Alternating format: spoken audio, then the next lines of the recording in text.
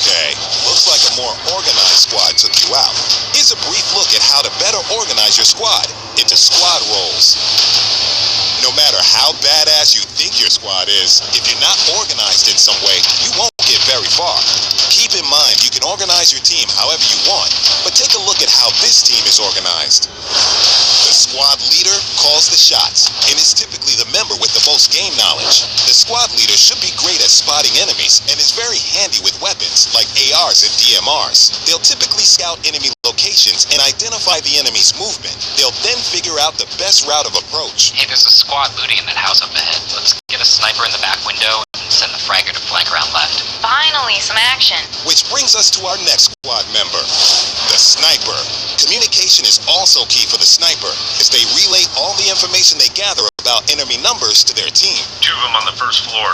If the sniper is spotted, I'm taking one out. they need to be able to assassinate the spotter quickly and quietly. So a sniper rifle with a silencer should be their best friend. No squad is complete without the fragger, or point lead. They're usually the most skilled when it comes to combat. It's up to them to lead any aggressive push or flank into enemy territory. A good fragger can help you get out of sticky situations. They should also be able to communicate the status of enemy teams. Got him. 3 more inside. Pushing in now.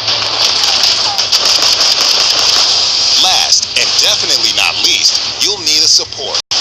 If you have a beginner in your squad, this is a good role for them, as it requires someone who can take direction well. It's good to designate this person as the driver too. When things go south, you never want 2 people fighting over the driver's seat while the enemy is firing at you. In a breach scenario like this, the support role will follow close behind the squad leader or the fragger.